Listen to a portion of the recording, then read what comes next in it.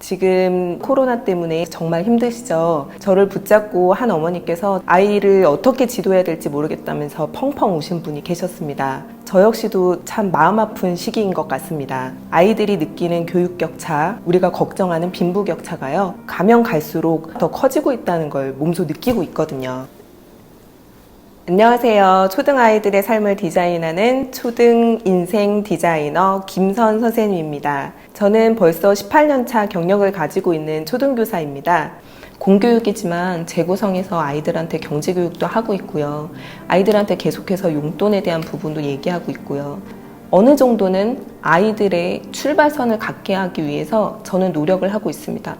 그리고 아무렇지 않게 버려지고 죽지 않을 학용품들, 너무나도 아까운 물건들에 대해서 교육을 하고 있지만요. 이거는 가정에서 연계되거나 부모님께서 관심 갖지 않으시면 절대 할 수가 없어요. 시간이 너무 짧거든요.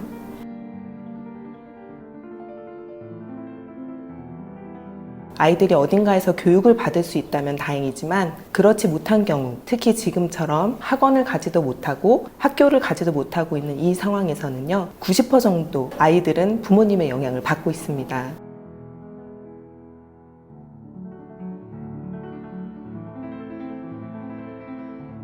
제가 가르쳤던 초등학교 3학년 반에 5만 원을 가지고 게임 현질한 아이가 있었고요. 그 5만 원을 가지고 삼성전자 주식을 사서 주주총회를 다녀왔던 아이가 있었습니다. 중간에서 보고 있던 교사로서의 저는 두려운 마음이 들더라고요. 한 아이는 게임 현질로 점점 돈을 더 많이 쓸 테고, 이 아이는 점점 돈을 더 벌어갈 거라는 걸 알게 됐기 때문이죠. 이 격차 정말 커지지 않을까요? 지금은 5만 원이지만요, 머지않아 5천만 원의 차이를 일으킬 거라고 생각이 들었습니다. 그래서 우리는 지금 이 5만 원을 가지고 용돈 교육을 꼭 시작해야 합니다. 아이들의 격차를 줄일 수 있는 건 용돈 교육에서 시작하기 때문이죠. 초등학생이 무슨 용돈이 필요해요? 라고 얘기하시는 분들이 많으신데요. 그런 경우 잘 보면요, 다른 아이들이 무언가를 사 먹고 있을 때 나도 한 번만, 나 한 입만 이렇게 조르는 아이들이 있거든요. 근데 그거 모르잖아요.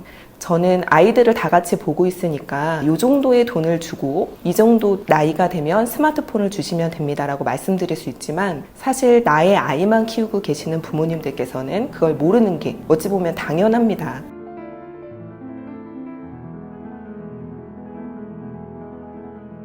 참 어렵죠. 저는요, 이런 스마트폰과 돈 교육은요, 빠르면 빠를수록 좋다고 생각하는 사람입니다. 어떻게 사용하는지, 어떻게 하면 우리한테 효과적으로 쓸 수 있는지를 가르쳐 줘야 되는 시점입니다. 무작정 아이한테서 스마트폰을 뺏고 돈을 주지 않는 것은요, 아이가 컸을 때 훨씬 큰 문제를 야기할 수 있습니다.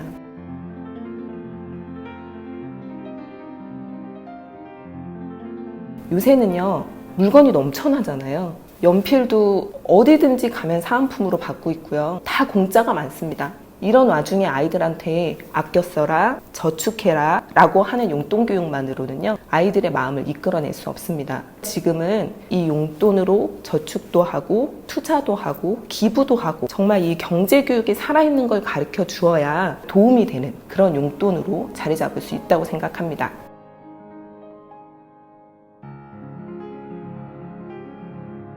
제가 드리고 싶은 말씀은 그래도 초등학교 때부터 용돈 교육을 시작하자는 부분입니다. 그러면 용돈을 어느 정도 줘야 되나요? 라고 질문을 많이 하시고요. 우선 학년별로요, 조금씩의 편차를 두셔야 합니다. 초등학교 1학년하고 2학년 같은 경우에는 주별로 주시는 걸 추천합니다. 그러다가 초등학교 고학년이 되면 한 달에 한 번으로 용돈을 주시면 됩니다.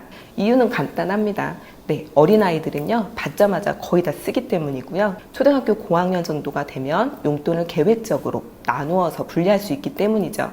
제가 말씀드리고 싶은 용돈의 적정 액수는 기억하시기 쉽게 1학년은 2,000원, 2학년은 3,000원, 3학년은 4,000원, 이렇게 학년에서 1,000원씩만 더 얹어서 주시는 겁니다. 그럼 1학년은요, 일주에 2,000원씩 한 달을 5주 잡으면 10,000원 정도의 용돈이 들어가는 거죠. 6학년은요, 한 주에 7,000원씩 5주를 잡으면 35,000원 정도의 용돈을 받게 됩니다. 이거요, 온전히 아이들한테 주셔야 돼요.